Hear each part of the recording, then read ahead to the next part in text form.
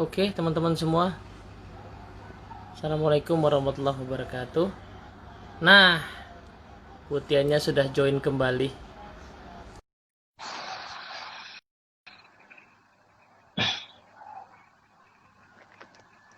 Halo, Halo. Bu. Sorry tadi putus-putus ya. Oke, Tadi lu udah sempet aman. lu sempet cerita terus gak? Iya, gue cerita terus. Sampai mana tadi yang lo denger? Oke, nggak. Gimana kalau kita sedikit step back aja ya. Oke. Soal apa namanya, golang ya teman-teman semua ya. Ini sorry soalnya tadi benar-benar putus banget, jadi aku terpaksa meng-end, kalau nggak ada kemajuan kan sayang juga ya. Jadi ini mau kita save soalnya videonya nih. Oke, teman-teman semua, kita ulang ya. Jadi selamat sore, assalamualaikum warahmatullahi wabarakatuh. Ini sore ini kita mikir filosofis edisi khusus bahas tentang cinta bersama orang yang kalau lihat live-nya dia tuh selalu tentang relationship gitu.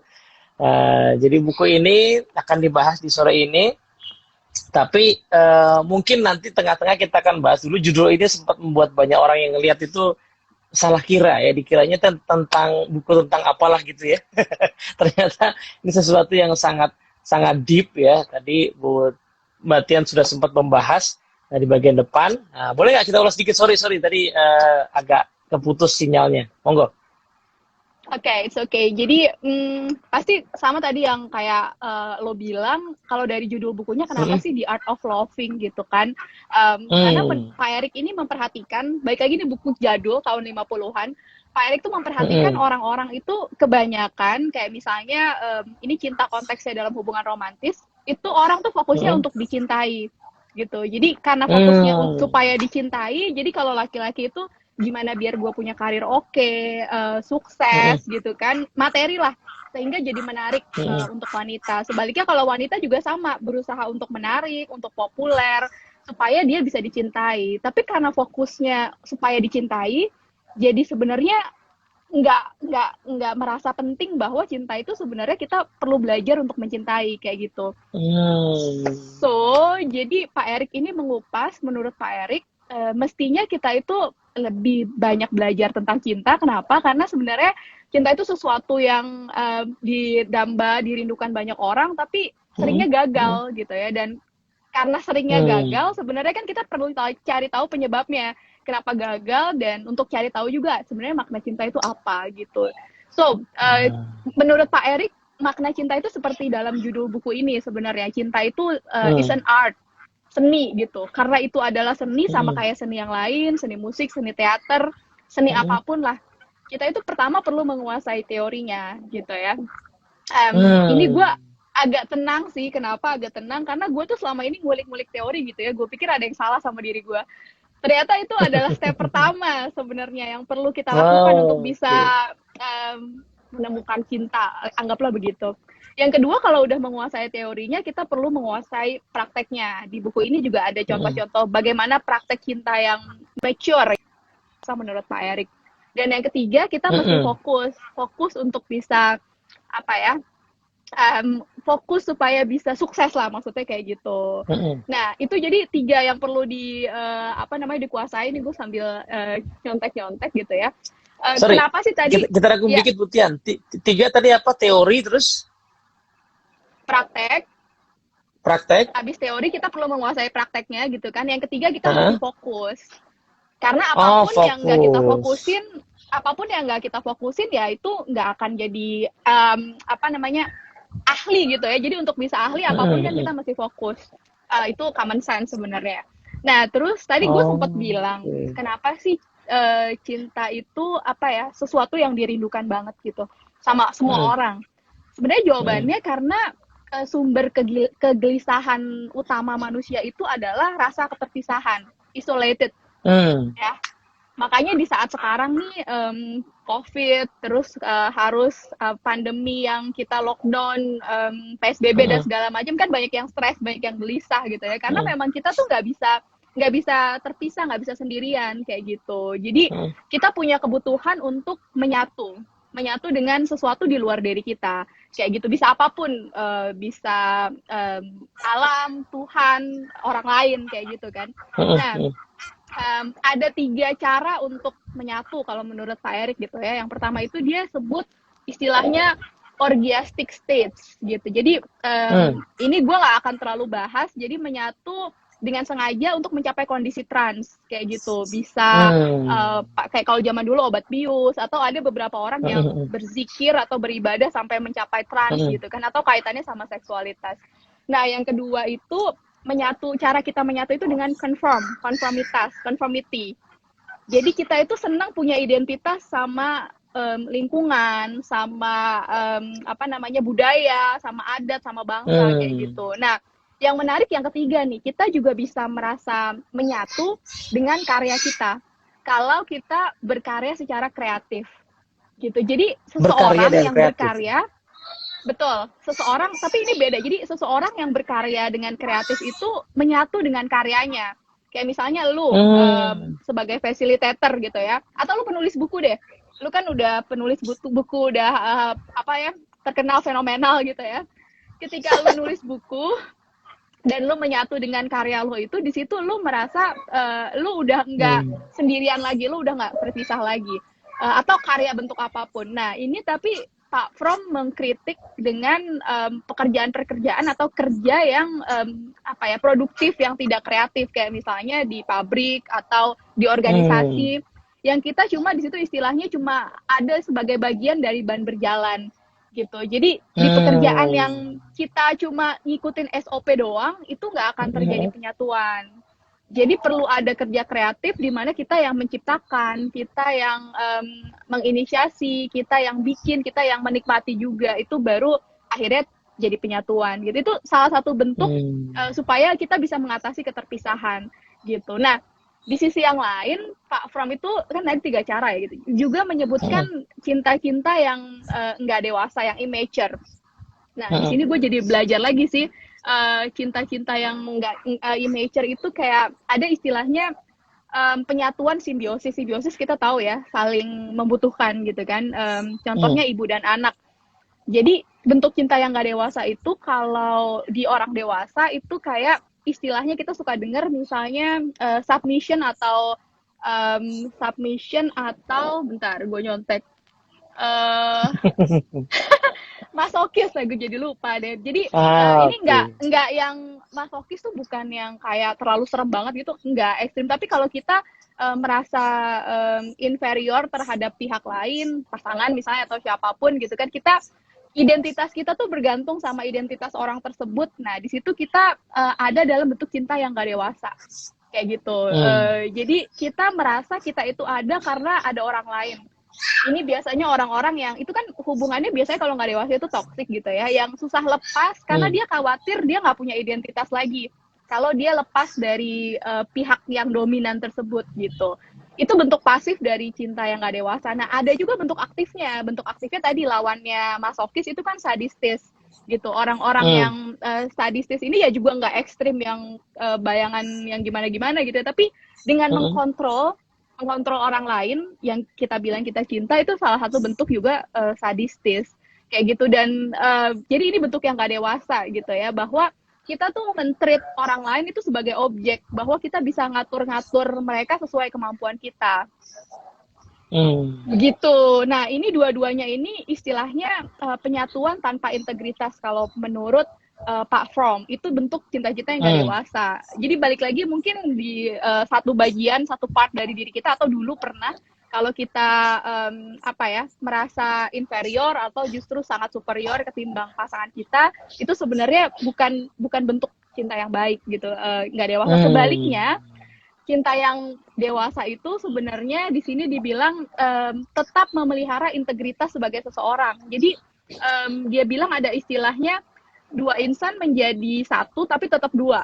Maksudnya kita nggak menyatu secara keseluruhan kayak gitu. Jadi gimana ya, kan kita tadi terpisah, kita pengennya menyatu sama orang yang kita sukai gitu, tapi kita tetap punya identitas sebagai diri kita sendiri. Itu salah satu, itu adalah bentuk cinta yang mature. Jadi identitas kita tuh tidak terganggu meskipun kita sudah menyatu dengan orang tersebut. Kurang lebih gitu dulu nih. Seven Habit coba ya? gimana Seven Habit? Sinergi dong. Ya kan sinergi terjadi ketika adanya kemandirian masing-masing kan. Ya, Oh, nih lihat ada sih soalnya aku ingin begitu. Soalnya beberapa ada cat Mbak Yulia Sasanti nih, Mbak Mbak Ijul nih tadi Ijul, Mbak komen. Ijul. Si Iya, gue ada beberapa, Sian panjang tuh kata. gue ada beberapa catatan juga sih. Beberapa catatan Eh, kaitannya sama Seven Habits nanti gue bahas gitu ya. mm-mm. Ah, Jadi mantap, mantap. balik lagi di sini sebenarnya cinta itu aktif bukan pasif dan Mm-mm, mm, bentuk dari aktif itu salah satunya memberi. Tadi kita sempat chat ya sebelum mm-mm, sesi mm. ini. Kalau menurut Pak From ini memberi itu banyak rancuan dan salah kaprah. Jadi orang Mm, itu seringnya mikir memberi itu kehilangan atau berkorban. Iya gitu dong ya. mm-mm, Kita ngasih kayaknya kita kehilangan sesuatu. Nah itu menurut Pak From itu karakternya karakter menjual. Scarcity ya, balik lagi mm. kalau ke Seven Habits ya. Kita Yes, kehilangan. yes, yes, yes. Akhirnya mereka ini bilang kalau orang yang apa namanya lebih baik memberi dari menerima itu berpikirnya lebih baik menderita daripada bahagia buat orang-orang yang karakternya menjual kayak gini gitu ya. Jadi Mm, mereka ini cenderung merasa susah untuk ngasih atau kalaupun ngasih nama juga kayak menjual, dia harus dapat sesuatu balik gitu, memberi untuk mm-mm, menerima. Sehingga kalau dia mm, memberi aja dia nggak dapat balasan, dia ngerasa ketipu gitu. Lu pernah nggak sih? mm. Gue sih pernah. Jadi ya biasanya yang pamrih gitu yang kayak gila lu gue udah begini begini begini terus lo kayak begitu enak aja ya kayak gitulah itu zaman-zaman Iya, jahiliyah lah ya. iya, iya, iya, Nah, iya. jadi sebenarnya di sini yang menarik adalah sebenarnya memberi itu sebuah kebutuhan. Jadi kita itu Mm, sebenarnya sebagai manusia tuh kalau nggak memberi itu kita menderita, bukannya kehilangan mm, gitu ya. Jadi um, sebenarnya ada karakter kalau tadi kan karakter menjual. Kalau karakternya produktif, ketika kita memberi itu kita justru mendapatkan sesuatu dalam bentuk lain. Kita melejitkan potensi ya kalau bahasanya mm, Dunamis ya. Melejitkan, gue cuma tahu Dunamis tuh kata melejitkan. Jadi ya kalau ini gue nyontek kalau makin memberi itu kita dapat kekuatan gitu loh. Jadi kayak kalau gue inget mm, waktu gue baca ini kayak kita lagi ngajar di kelas gitu ya. Kalau fasilitator mungkin mm, bisa relate. Itu kan kita menyampaikan sesuatu, kita memberi sesuatu. Tapi kan respon yang diberikan, meskipun kita nggak expect gitu ya, respon dari partisipan itu, dari peserta itu kan kayak memberikan semangat atau energi balik buat kita.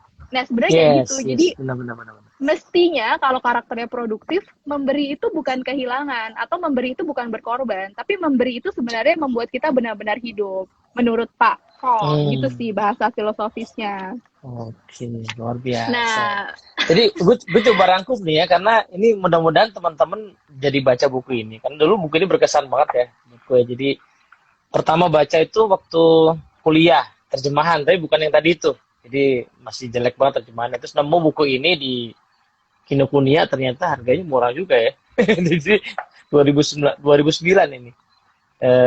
Terus baca ulang, sempat bikin channel. Nah, satu hal yang membuat buku ini sangat menarik adalah ternyata kata love, cinta itu diterjemahkan dengan sangat luas oleh Pak Eric Fromm.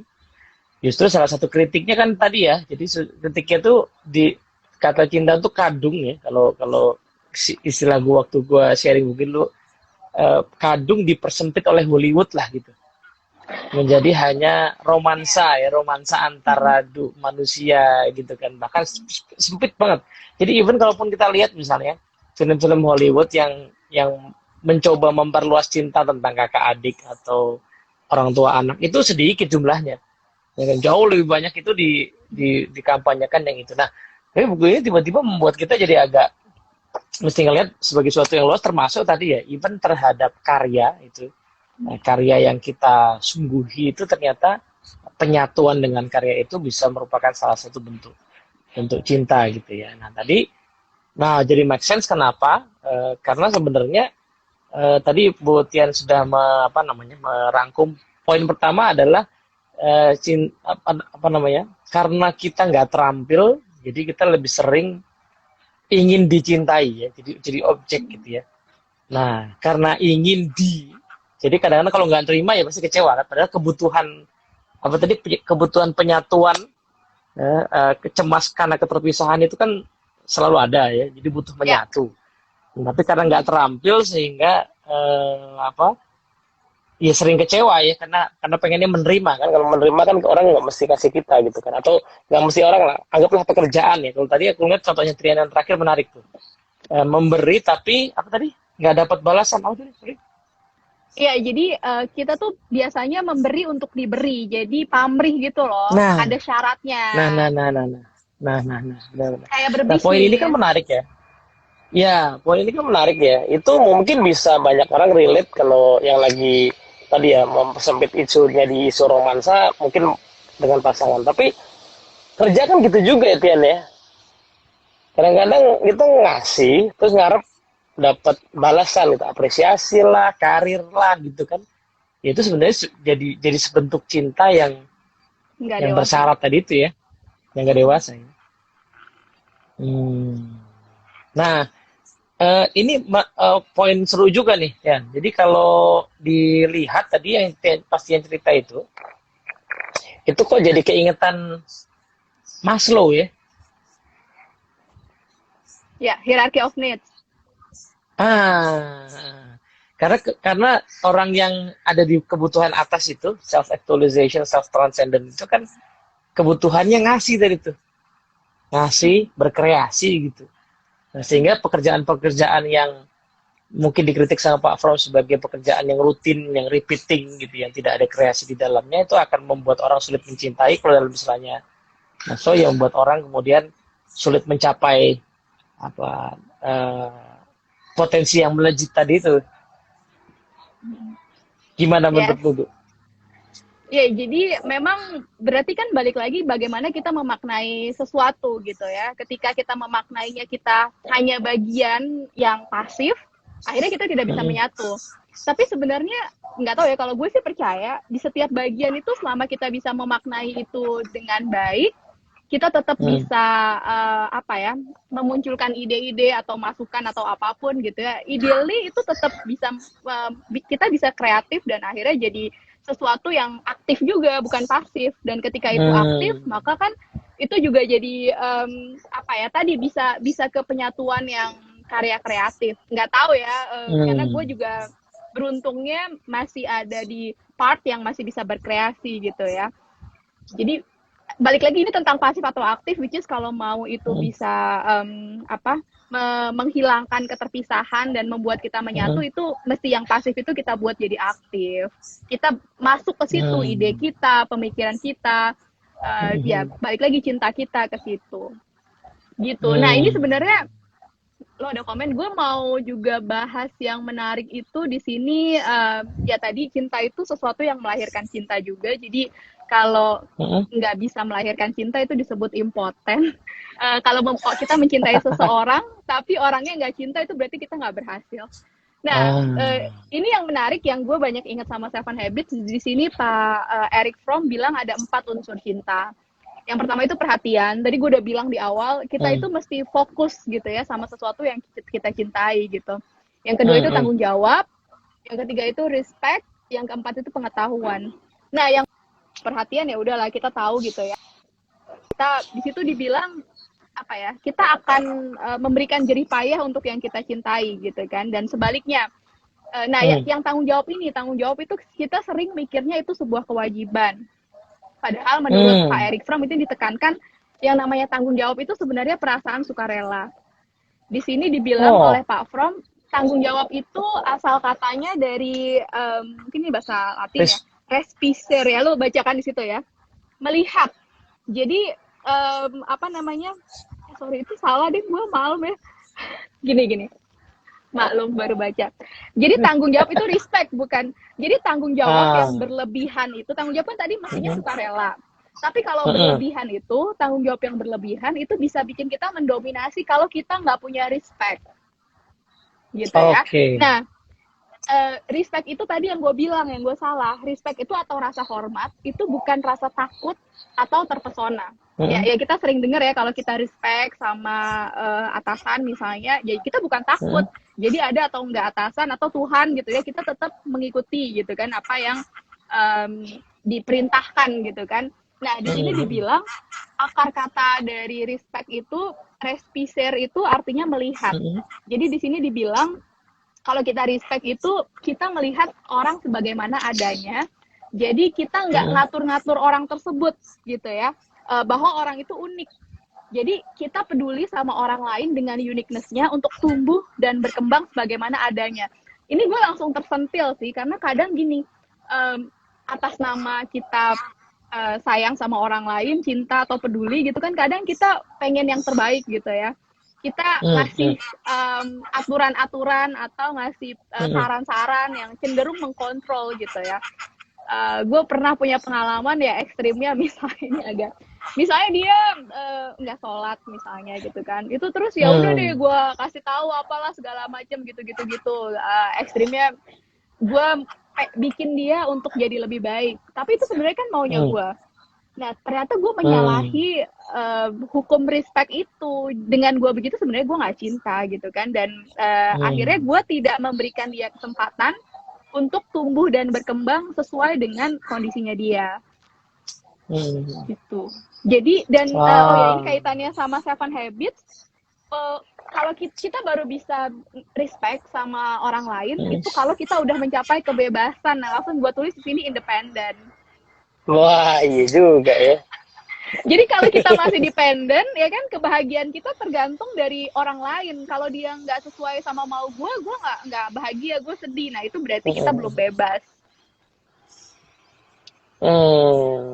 Dia kalau ngomong apa istilahnya ya, Pak Stephen Covey itu kan apa lah ya, dari sejarahnya dia riset tentang itu ya, tentang karakter ethics ya. Ini kan berusaha, jadi kalau kita baca di Art of Loving ini kayak berusaha menganalisa cinta versi karakter ya, bukan versi kepribadian ya. Versi yang akarnya itu apa sih? Ternyata dari responsibility.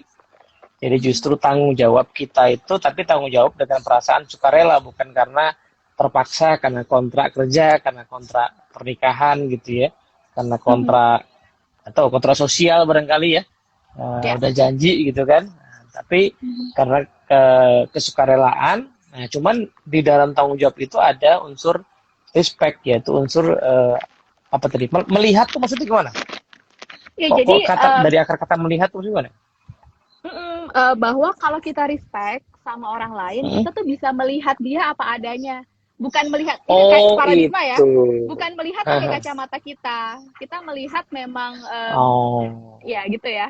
Ngerti ya. Jadi kita nggak mengintervensi mereka dengan banyak apa ya, kayak karena kita peduli, karena kita sayang apa, terus mereka kita lihat sebagaimana objek, itu enggak. Tapi kita masih melihat mereka sesuai dengan uniqueness-nya, sesuai dengan mereka sebagai individu. Gitu sih. Menghargai sih akhirnya. Menghargai itu berarti kita bisa melihat dia seperti dia, bukan seperti yang kita mau. Jadi kalaupun akhirnya siapapun itu berubah jadi lebih baik, itu bukan karena kita tapi karena dirinya sendiri. Jadi ini ya, kayak kalau dibayangin tuh ya, ini antara kita dengan sesuatu yang lain gitu. Bisa terjadi yang disebut sebagai cinta yang matang itu kalau ini independen ya. Betul. Jadi pun kalau orang lain berubah itu karena independensinya dia juga. Dan pun kalau kita melakukan sesuatu terhadapnya itu karena independensi kita, yang melakukan itu bukan karena ingin diberi, bukan karena ingin mendapat balasan, tapi karena memang responsibility aja, karena kita merespek aja gitu ya. Betul. Gitu yang sukarela. Iya. Kan sehingga baru bisa terjadi penyatuan tadi kan. Betul. Jadinya sinergi kan. Ini Seven Habits banget. Luar biasa. Gue masih kayaknya masih lulus ya. Eric Fromm kalau ngobrol sama Stephen Covey seru kayaknya. Saya nggak tahu ketemu apa enggak tuh.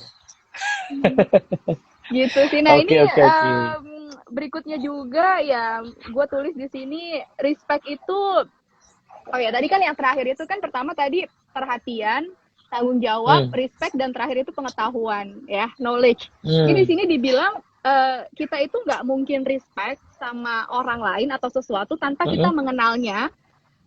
Jadi mesti punya pengetahuan tentang orang tersebut gitu. Di sini ini gue bacain contoh aja ya, ini menarik banget. Jadi mengenal itu atau pengetahuan itu nggak cuma luaran, tapi bener-bener kita tahu banget dalamnya gitu ya, mendalam banget. Tadi contoh yang bagus banget gue bacain. Misalnya saya mungkin tahu ada seseorang sedang marah ya, meskipun ia nggak menunjukkan dengan terang-terangan, tapi karena saya mengenalnya lebih dalam daripada dia yang terlihat, maka saya tahu sebenarnya dia tuh marahnya karena gelisah dan khawatir, bahwa ia merasa sendiri, bahwa ia merasa bersalah. Kemudian saya tahu bahwa kemarahannya itu cuma manifestasi yang lebih dalam dari orang yang menderita karena gelisah dan malu daripada orang yang sekedar marah. Jadi kalau ada orang yang marah sama kita tuh kita tahu beyond that anger gitu apa gitu sebenarnya. Ini kan juga gue langsung 7 habits banget. Jadi nggak reaktif. Paradigmanya itu bisa lebih luas gitu ya, dan kita selfless, kita nggak mikirin diri kita kan. Kalau mikirin diri kita, sial gitu dia marah sama gue, ya udah kita bisa balik marah, atau kita ya reaktif lah ya, kita balas dan lain sebagainya. Tapi kita bisa lihat lebih jauh dari itu, sebenarnya kenapa sih dia marah? Oh dia gelisah, oh dia khawatir, gitu. Kenapa sih dia khawatir? Oh dia malu. Akhirnya kita bisa punya understanding yang lebih gitu, karena kita punya pengetahuan tentang orang tersebut. Oke, ini menarik ya, karena di beberapa edisi mikir filosofis yang sebelumnya waktu bahas stoicisme sama teman itu Antoni Arif, ada satu ungkapan dari Stoik tuh Marcus Aurelius ya, yang bilang kalau salah satu cara, ini bahas yang gue ingat aja ya, salah satu cara yang bisa kita lakukan ketika ada orang yang melakukan perilaku yang buruk ya, even yang buruk itu adalah dengan memahami bahwa orang itu kalau benar perilakunya buruk itu ya dia lagi sakit. Nah terhadap orang sakit kan kita tidak merespon ya. Kalau orang sakit kan kita kalau bisa mengobati, ya kan, nah, menolong lah gitu, mengobati ya. Nah, tidak kemudian merespon di perilakunya yang sebenarnya hanya manifestasi dari rasa sakitnya itu kan tadi kan. Jadi ada paralel di situ ya. Jadi cinta yang dewasa itu adalah kemampuan juga untuk mendapatkan pengetahuan akan apa yang ada di balik yang kelihatan gitu ya. Exactly. Gitu. Jadi ya memang ternyata dari sini makin tahu kalau nggak sekedar, jadi fokusnya tuh kita bukan cuma gimana biar dicintai, tapi kalau fokus terhadap aktivitas mencintai itu ya tadi itu cukup banyak juga sebenarnya yang perlu kita latih dan terus menerus gitu ya, dan kita perhatikan. Jadi kebayang ya, ini kan aktif gitu ya, aktifnya tapi aktif fokus terhadap apa ya, usaha-usaha gitu loh, bukan usahanya yang bersifat tadi kalau lu bilang bukan personality ethic, tapi karakter ethic. Ini poin seru nih, Tian. Jadi salah satu yang mengesankan gue di buku ini tuh nanti, cuman mungkin bahasannya nggak akan cukup di sekarang ya. Yang soal jenis-jenis cinta itu loh. Ya. Yang objek cinta ya, brotherly love ya, motherly love gitu kan, self love, yang terakhir itu love of God itu kan. Jadi ternyata orang itu tidak cukup banyak yang memahami bahwa ada berbagai jenis cara mencintai. Misalnya yang unik ya, ada istilahnya bentuk cinta motherly love ya, cinta yang tanpa syarat ya, bahkan belum dilihat pun anaknya itu lahir, belum kelihatan pun dia sudah bisa memunculkan cinta. Ini kan berarti potensi manusia itu sampai segitunya tuh, bisa mencintai sesuatu yang even belum kelihatan ya, dia sendiri. Bahkan kalau di awal-awal kan orang yang ibu hamil itu even belum nyadar ya, belum kerasa gede gitu ya, masih kecil belum nyadar, tapi kecintaannya itu sudah bisa dimunculkan gitu. Jadi poin pertama adalah ini sesuatu yang aktif, yang bisa kita create, bisa kita akses. Kalau di NLP itu bisa diakses, di-elicit gitu ya. Yang disitulah kemudian potensi seseorang jadi keluar ya.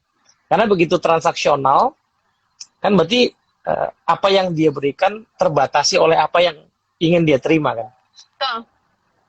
Iya kan. Oke. Waduh. Terus lanjut. Apalagi ya, gue bingung sih. Jadi apa ya? Lu nanya aja deh. Nah, Butian, kalau tadi apa? Kan dirimu sempat cerita soal. Nah, gini. Gue justru jadi berpikir ya. di dunia ini kan ada beberapa, mungkin nggak banyak, apa pokoknya banyak tapi kita nggak kenal aja. Orang-orang yang eh, bukan memilih, tapi mungkin ya jalan hidupnya gitu aja, bahwa dia akhirnya hidupnya sendiri gitu. Mhm. Tidak tidak dalam arti membangun keluarga. Mungkin karena nggak ketemu aja ya, atau belum ketemu, atau nggak ditarget. Even di level ulama pun ada yang kayak gitu. Nah, tapi kan orang lain kan suka berpikir bahwa ya kehidupan yang ideal tuh yang kayak gitu kan, yang harus ada yang sorry kebalikannya, yang ideal tuh adalah yang harus ada institusi berupa pernikahannya misalnya gitu ya, ya, hubungan romansnya gitu. Padahal jangan-jangan keinginan orang untuk memiliki hal itu bisa jadi merupakan sebuah tanda kutip pakai istilah rada ekstrem dikit, penjara bagi potensinya sendiri kan. Gitu nggak kira-kira menurut lo? Meskipun gue tahu sih lo masih pengen sih membangun gitu. Cuman gitu nggak kira-kira menurut lo gitu? Iya, bentar. Iya Mbak Ari, ini aku. Ya ampun Mbak Ari itu baru sadar itu aku, Titian Utami, ya ampun. Lah, Padahal udah Bu Ari, posting. kan tadi Bu Ari Iya, posting. makanya. Baru sadar pas Oke. lihat mukanya. Oh, Tian. Oh iya. Penjara ya nggak tahu sih, gue bingung ya komennya apa, karena apa ya, kalau kata Rumi kan gue lupa exactly kata-katanya apa. Memang kan kalau belum berhasil menemukan seorang gitu ya, atau apalah yang bisa dicintai dan saling mencintai, itu karena kita punya barrier ya yang belum bisa kita runtuhin. Tapi gue juga bingung ya barriernya apa, karena kadang itu kan terlalu unconscious ya. Jadi gue bisa sepakat juga ketika lo bilang jangan-jangan keinginan itu pun sebenarnya jadi penjara tersendiri, karena sebenarnya mestinya nggak terbatas itu gitu loh. Ya, jadi nggak balik lagi kan ini di sini, bentar kayaknya abis ini gue ini kan balik lagi, jadi kan fokusnya bukan gimana untuk dicintai, fokusnya itu kan untuk mencintai. Kalau fokusnya itu untuk mencintai kan nggak tergantung objeknya dong ya. Jadi bagaimana, maksudnya objek itu bisa di mana aja gitu, tinggal nanti diseleksi aja mana yang pantas dan nggak pantas tetap ya. Nah, karena gini, kebalikannya juga terjadi kan. Kalimatnya Pak From bahwa loving is an act of loving itu betul-betul kayak membuka banyak hal ya, misteri bahwa kenapa yang sudah berumah tangga kok tetap bisa berantem misalnya, bahkan yang paling parah ya bisa sampai pisah.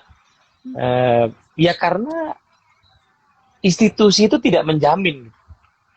Kita tetap harus justru dengan kita punya institusi, responsibility yang sukarela itu kan perlu diusahakan. Betul. Iya kan? Jadi bukan taken for granted, sudah menikah misalnya, terus satu keluarga, terus akan live. Nah itu dia, problemnya adalah di Hollywood itu kalimat akhirnya tuh live happily ever after. Nah itu loh. Padahal itu nggak pernah ada kan. Itu nggak pernah ada rumah tangga yang kayak gitu. Itu sepanjang hayat itu adalah proses untuk memproduksi cinta gitu. Nah, yang semakin lama semakin dewasa, karena ya ini dia menariknya, kalau gua amatin, begitu orang itu misalnya let's say berumah tangga terus punya anak gitu ya, plus ponakan dan segala macam, kan ini kan menarik ya, cinta itu sesuatu yang akhirnya tidak bisa diberikan tapi nggak habis. Wow, bisa diberikan tapi nggak habis. Iya kan, seru loh. Ya kan, kan nggak ada orang tua yang bilang bahwa gue udah punya anak 3, jadi cinta gue dibagi 3 deh gitu. Kan susah juga, ya kan, nggak bisa kan. Justru ketika kita willing untuk memberikan kepada masing-masing itu, malah kayaknya nggak habis-habis gitu. Malah kayaknya nambah. Nah itu bener. Gitu. Nah, menariknya adalah begitu kita kalau di kisahnya Stephen Covey itu yang itu loh, yang anaknya waktu satu kali dia nonton berdua sama anaknya, Ya, ada yang kecil, ada yang agak gede. Selesai nonton itu, yang kecil ketiduran, dibawa ke mobil diselimutin. Sampai rumah ternyata yang agak gede sedikit itu kayak ya mungkin agak nangis gitu. Pas ditanya kenapa, terus rupanya kejadian si bapak menyelimuti adiknya tuh jadi pertanyaan di benak dia gitu. Apakah kalau nanti aku kedinginan, ayah akan melakukan hal yang sama? Ini kan menarik ya. Jadi ketika timbul keyakinan bahwa kepada adiknya itu akan terjadi pada dirinya, jadi si bapak itu cukup melakukan sesuatu kepada salah seorang anggota keluarga, ternyata dia membagi juga itu kepada yang lain gitu. Itu yang mungkin sedikit logik tentang kenapa kalau diberi itu kemudian jadi gak habis-habis. Iya ya, jadi tadi di sini kan dibilang cinta itu melahirkan cinta. Itu tadi cinta yang berhasil. Ketika cinta itu nggak melahirkan cinta, berarti itu belum berhasil sebenarnya. Tadi kalau pamrih gitu ya, pasti kan orang ngerasa ya kalau perilaku atau pemberiannya itu sebenarnya mengharapkan sesuatu. Akhirnya kan kita jadi males gitu. Berarti kan itu nggak melahirkan cinta lagi. Tapi kalau misalnya lu ngasih sesuatu tapi itu tanpa pamrih, orang bisa ngerasain, jadi kan orang kan pengen ngasih lagi gitu. Kayak tadi gue baru nggak tahu ya nonton atau enggak Mbak Ika, tadi siang gue baru IG live juga sama Mbak Ika. Itu bahas, pokoknya sebenarnya gue juga maksudnya senang-senang aja gitu kan IG live, tapi terus somehow dia nanya, Tian alamatnya dong gitu. Ngapain Mbak, aku mau kirim sesuatu gitu kan. Mungkin karena Mbak Ikanya itu selfless, maksudnya aku juga dimintain tolong selfless, terus Mbak Ika pengen ngasih aku sesuatu itu juga selfless. Akhirnya aku juga punya keinginan untuk ngasih sesuatu juga. Itu yang barusan muncul gitu loh. Jadi nggak habis-habis. Iya benar-benar. Itu seru sih ya. Jadi kejadian kemarin waktu bulan puasa ya, kirim-kiriman makanan itu karena apa ya? Karena orang pengen ngirim aja, kemudian yang dikirimin juga merasa karena dia tiba-tiba kok dapat sesuatu, kemudian pengen mengirim, dan itu jadi semacam perputaran yang nggak ada habisnya gitu. Nah, jadi make sense kalau tadi kemudian seolah-olah penjelasannya Eric Fromm soal cinta tadi di ujungnya itu seolah-olah kok mirip dengan penjelasan sinergi itu kan, yang jadi 1+1 sama dengan 1100 tadi kan. Karena even tindakannya hanya kepada satu orang saja. Kalau Pak Stephen Covey kan bilang begitu kan.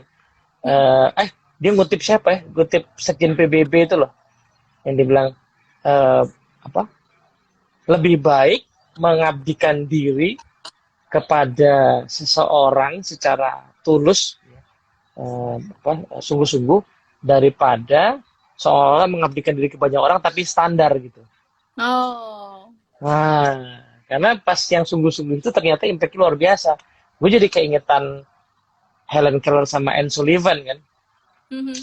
Kalau ada guru yang muridnya cuma satu, tapi murid satu itu kayak Helen Keller, ya nggak apa-apa juga sih. Daripada peserta banyak tapi nggak ada yang kenal gitu ya. Iya.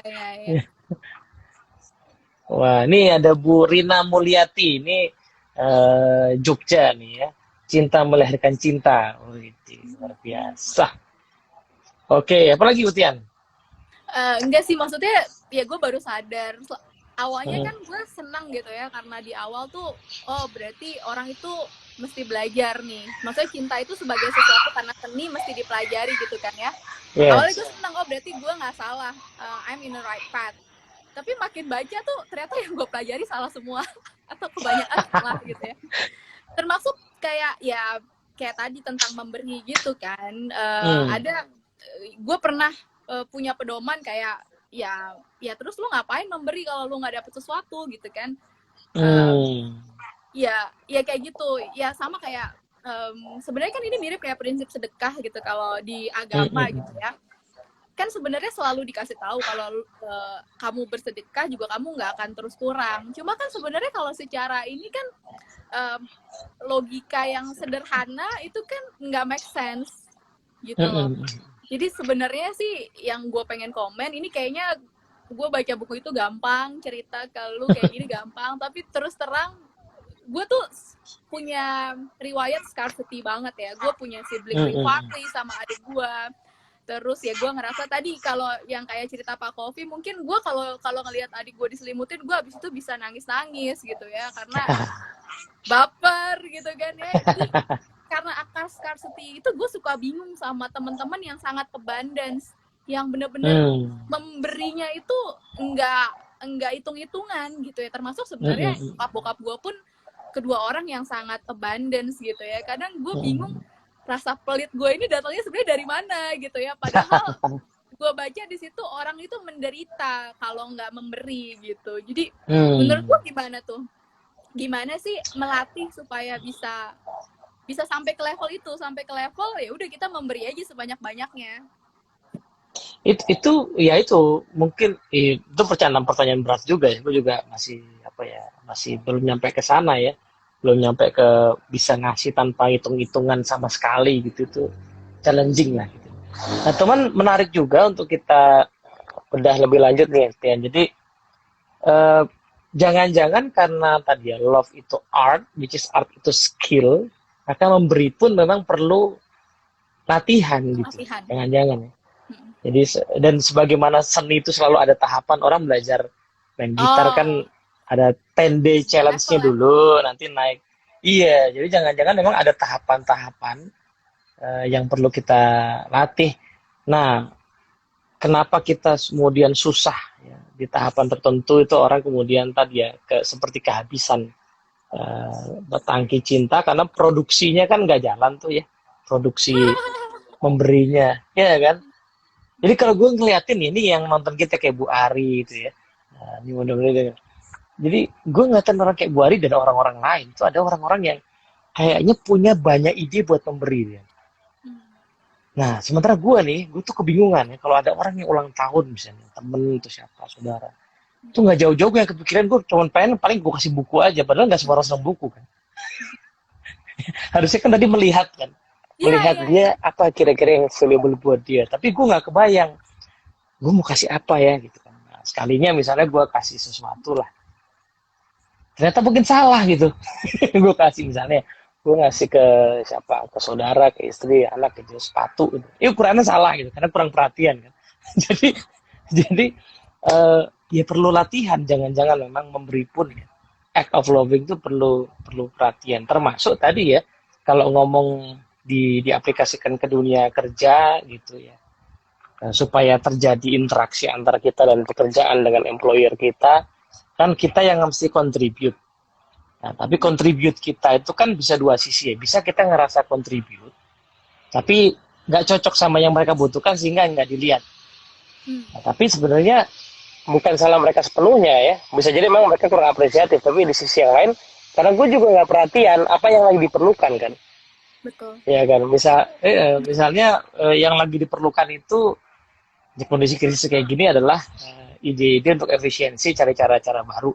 Sementara ide yang gue kasih tuh jangka panjang banget misalnya gitu. Ya pasti kan nggak kepake. Gue kan nggak perhatiin, itu kan berarti cuma pengen memuaskan kegemaran gue aja gitu. Betul. Karena kadang kita tuh memberi sesuatu ke orang lain, memberi yang kita suka. Memberi yang kita tahu itu kita suka, fokusnya masih bukan ke orang itu, fokusnya ke kita gitu. Dan kadang intensinya sih baik-baik aja, kayak gue misalnya gue ngerasa gue udah perhatian sama orang, maksudnya gue peduli ya, gue inilah respect dan lain sebagainya gitu.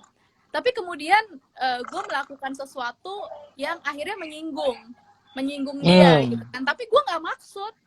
Nah, berarti kan ada kurang pengetahuan gue di situ kan. Gue kurang tahu sama apa yang, dan ya sempat wow gitu kan. Jadi memang ini sebuah perjalanan tadi yang lu bilang latihannya ya nggak ada habisnya sih. Nggak ada habisnya. Makanya kita perlu banyak belajar lagi sama Mbak Ari yang kayak nggak habis-habis gitu. Kayaknya tahu mau ngasih apa gitu kan. Gue juga kadang sama misalnya kayak lu ya udah gue dikasih buku lagi nih, 2 kali resign 2 kali dikasih buku gitu. Nah terus atau ada orang lain lagi, orang lain ngasih gue misalnya gue suka warna pink, tapi gue dikasih sesuatunya warnanya warna kesukaan dia gitu. Nah dari situ gue jadi belajar juga, oh ya selama ini gue juga kayak gitu ya, selama ini gue kalau ngasih ke orang itu apa yang baik buat gue, bukan apa yang baik buat dia. Karena ternyata gue kurang pengetahuan tentang dia. Tadi kan unsurnya perhatian, tanggung jawab, respect, yang terakhir kan pengetahuan. Karena semua tanggung jawab, respect gitu, kalau nggak ada pengetahuannya akhirnya salah gitu. Nggak tepat sasaran. Iya. Ini menarik loh, Tian. Jadi gue belakangan ini lagi banyak drilling soal leadership lagi ya. Mungkin lo ingat ada 6 level of engagement itu. 6 level engagement. Itu kan luar biasa. Gue tuh kemarin suka penasaran, which is gini, kalau di kelas gue bisa aja sih ngeles menjelaskannya, tapi sebenarnya gue agak kurang puas dengan penjelasan gue soal bedanya antara level 5 namanya komitmen sepenuh hati dengan yang level 6 atau semangat kreativitas, creative excitement. Itu ya kalau cuma di kelas gue bisa ngeles lah neranginnya gimana bedanya, tapi gue sebenarnya belum puas juga dengan penjelasan itu. Nah barusan ini gue dapet insight ya. Jadi kenapa kita bisa kreatif, berkreasi, berarti kan sudah tahapan menghasilkan sesuatu ya. Karena sebelumnya harus ada komitmen sepenuh hati. Apa itu? Ya itu perhatian dulu dong terhadap apa mungkin nih customer lah ya, atau customer orang yang menggunakan pekerjaan gue harus perhatian dulu, punya pengetahuan sehingga bisa ngasih dan berkreasi yang kira-kira berguna lah gitu. Itu agak gue jadi kepikir lebih jauh lagi. Beda lagi ngomongin soal ini belakangan lagi mau bedah lagi soal ini Pak Tommy nonton enggak kayak sih. soal find out why, lo tau ya apa metode inovasi itu design thinking gitu. Nah, design thinking itu kan bicara soal cara berinovasi yang berangkatnya dari apa namanya mungkin kebutuhan terdalam dari apa yang dari pelanggan kita. Ya? Nah, benar. Nah, benar. Nah, itu kan pertama harus act of understanding. Kemudian habis itu kita kasih. Kenapa itu perlu cinta? Karena bisa jadi yang dia butuhin itu belum tentu aku suka loh. Ya kan? Tapi itu dibutuhkan sama pelanggan kita gitu, sama customer kita. Nah, ya harus disesuaikan gitu kan. Pelanggannya Tian kan di IG nih ya, jadi nggak ada di Facebook ya kan. Jadi ya kita harus menyesuaikan dengan ya kan? Diskusi ini kalau di Facebook nggak ada yang nonton gitu. Ini ramai banget ini yang nonton.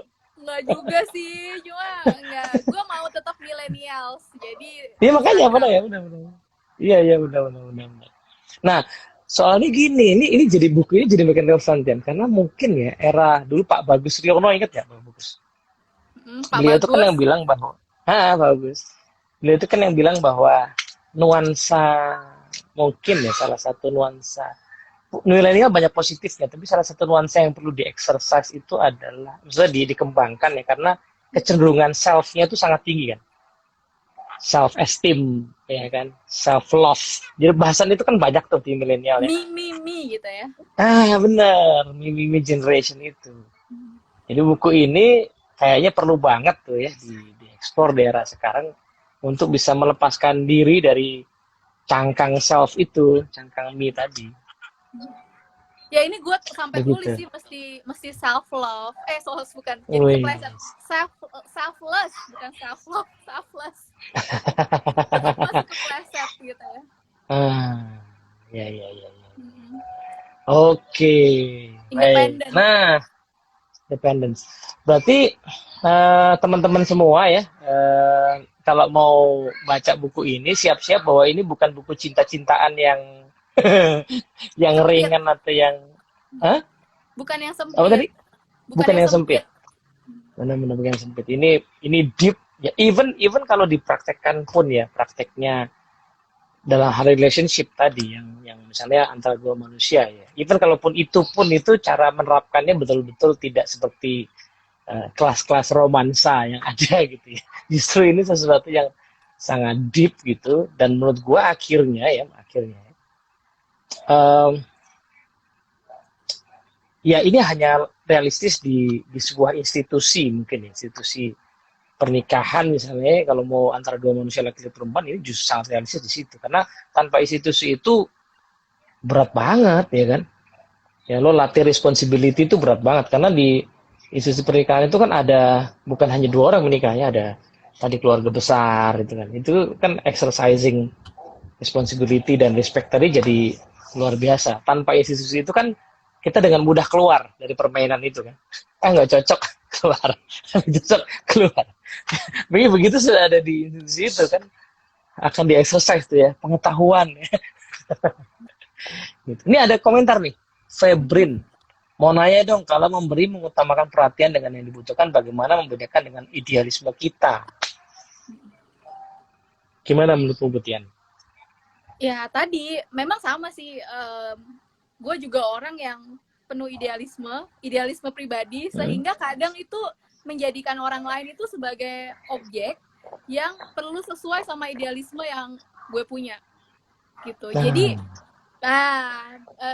idealisme itu kan orang berbeda-beda. Jadi kalau memang kita benar-benar ingin mencintai secara dewasa, kita punya idealisme, tapi kita perlu respect idealisme orang lain. Tadi respect itu adalah melihat apa adanya.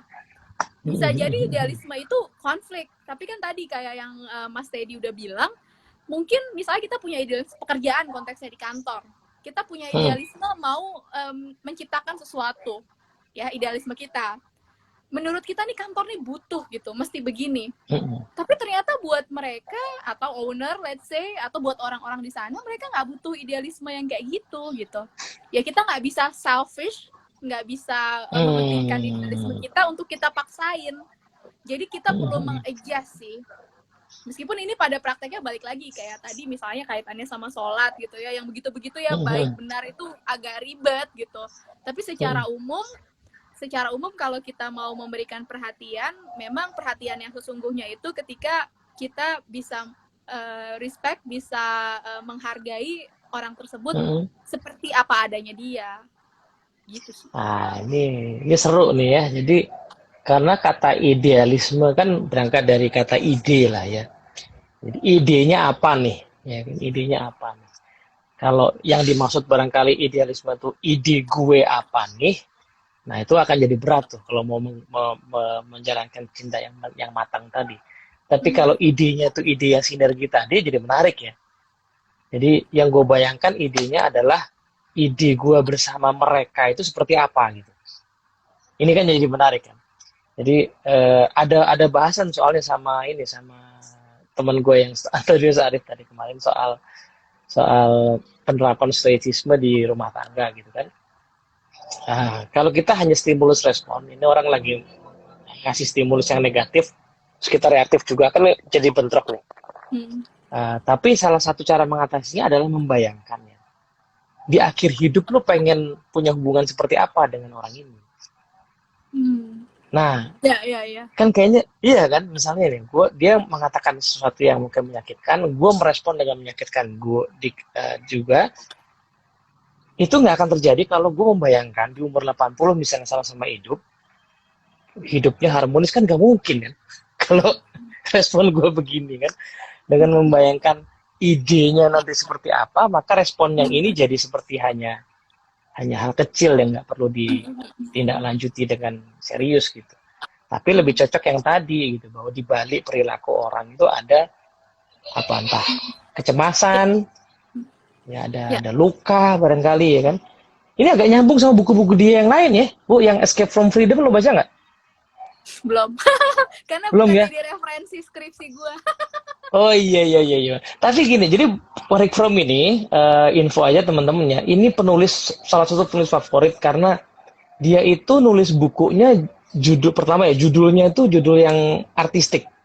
Jadi Escape from Freedom, lari dari kebebasan. To have or to be itu ide-idenya kayak nyambung tuh. Jadi cinta yang tadi dia maksud adalah cinta yang being, menjadi pencinta bukan yang dicinta. Tadi itu ada koneksi kayaknya ide itu. Kemudian yang tadi yang cerita soal manusia tuh kecemasannya karena terlepas itu kayaknya ide yang dibahas di Escape from Freedom, lari dari kebebasan. Justru ketika orang dibebaskan, sehingga dia malah jadi sendiri kan.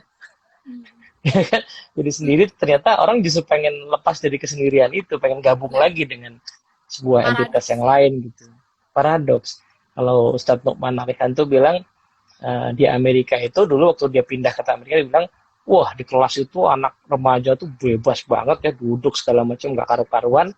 Tapi ternyata mereka nggak sebebas itu, karena di luar kelas lo lihat mereka terbelenggu dengan geng, bajunya harus sama, potongan rambut harus sama. Jadi kelihatannya mereka bebas dari satu sistem belajar di kelas, tapi di luar mereka harus terkungkung juga dengan apa, geng, dengan pergaulan, dengan pertemanan yang itu.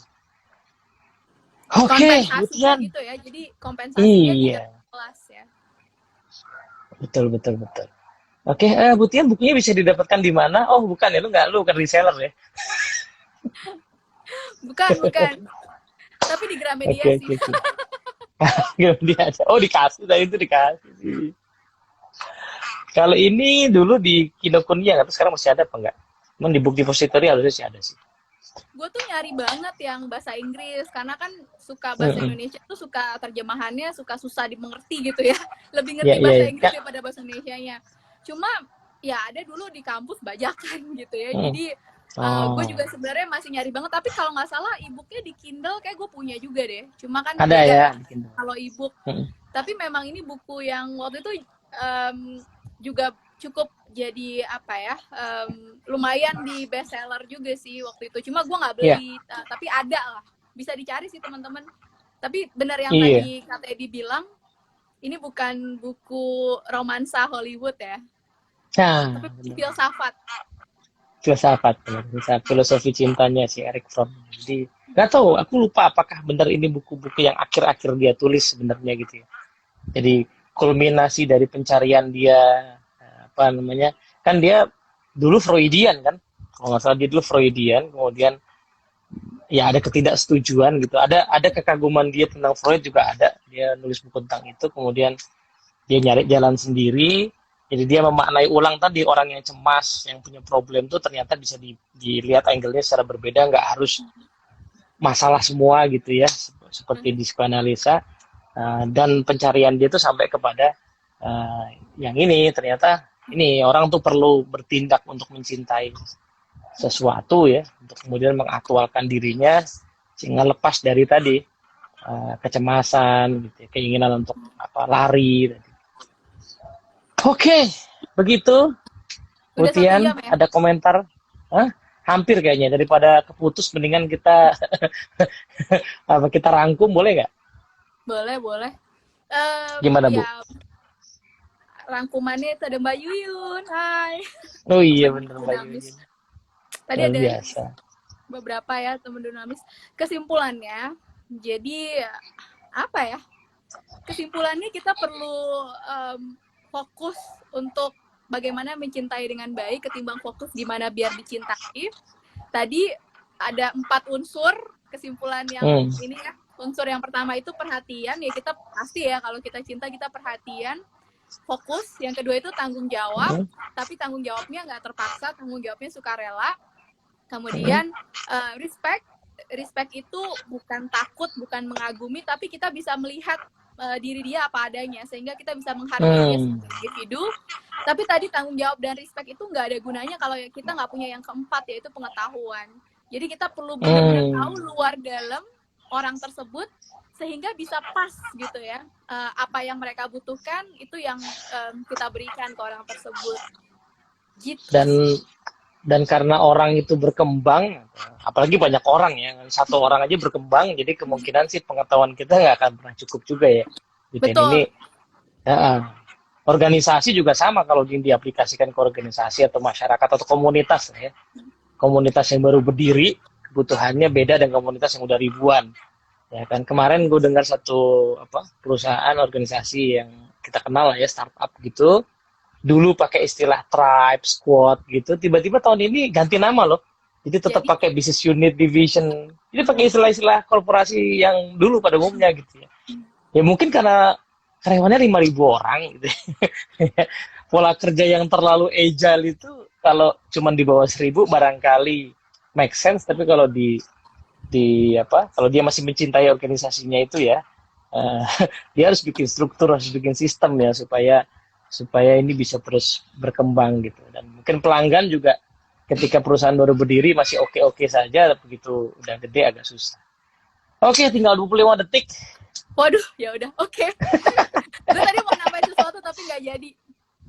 Oh, gitu ya. Ya wis lah, nanti kita lanjut lagi di next time. Thank you, Butian. Iya, sampai ketemu lagi. Silakan dibaca teman-teman. Selamat sore, assalamualaikum. Waalaikumsalam warahmatullahi wabarakatuh.